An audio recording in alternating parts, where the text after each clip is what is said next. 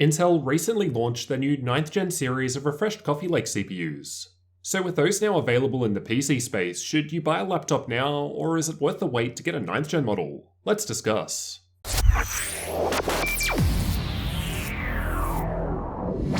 Intel's announcement on the 8th of October 2018 primarily revolved around the i9-9900K, i7-9700K, and i5-9600K in terms of their mainstream lineup.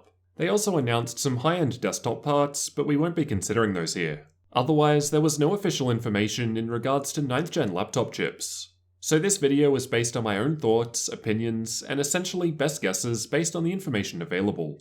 When Intel previously launched the 8th generation of CPUs for the desktop, the laptop variants followed 7 months later. And I'm talking about the proper Coffee Lake chips, like the i7-8750H, not the Kaby Lake refreshes like the 8550U. If the past is anything to go by, usually there are more variants released as time goes on too. While the past is by no means an indication of the future, it can help us gain an understanding of how Intel operates. For reference, we know that the 8th gen desktop CPUs such as the 8700K were announced on the 24th of September 2017, and then launched on the 5th of October 2017, 11 days later.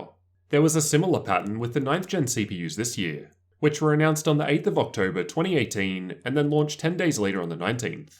As mentioned, the proper 8th gen laptop CPUs weren't seen until 7 months later, launching earlier this year on the 2nd of April 2018, so just 6 months ago and still relatively new. I wouldn't expect to see 9th gen laptop CPUs for at least 6 months, as was the case with the 8th gen, mainly due to Intel having trouble getting to 10nm and seemingly wanting to stretch out the 14nm lifecycle as long as possible. And killing off their current laptop chips after just 6 months doesn't really seem the best way to do that. With that in mind though, when the 6th and 7th generations were launched, the laptop chips came out at the same time as the PC counterparts. So this hasn't always been the case.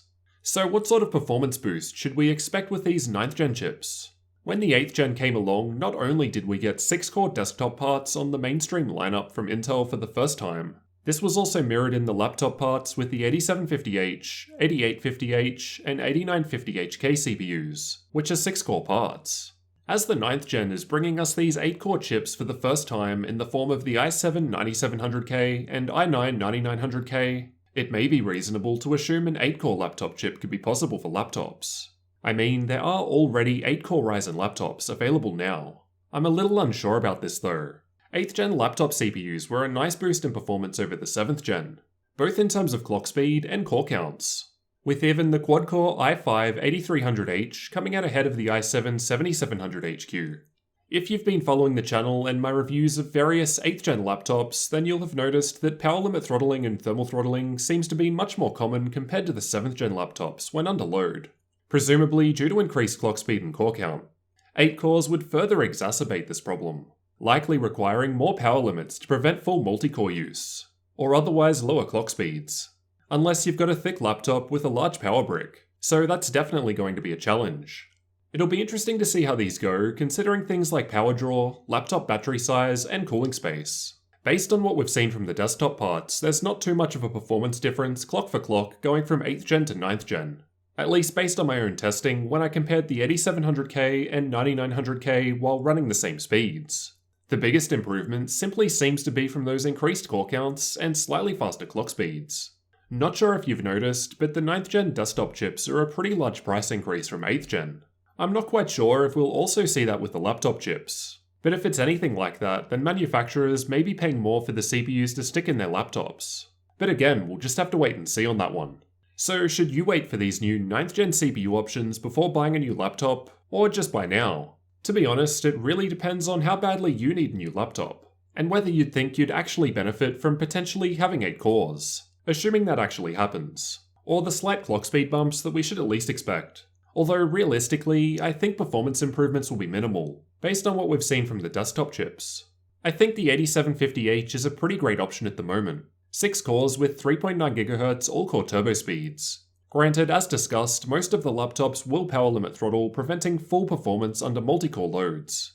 But some laptops do handle this better than others, and undervolting can go a long way in reducing this issue. Personally, I have no issue just buying now. I think the current options are pretty great. Even the i5-8300H is a great quad-core chip for gaming.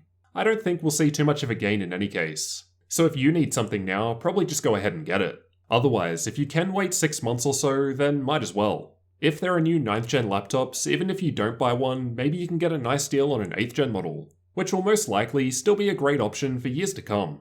Hopefully this video has been useful. While I am interested in the new Intel CPUs and can't wait to test and compare more of them with their 8th gen counterparts, at this point, based on the differences in performance we've seen on the desktop side, I'm not expecting any miracles on the laptop CPUs, especially given the power limit throttling issues that already exist on the 8th gen.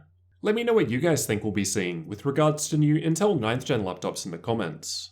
And don't forget to subscribe for future tech videos like this one.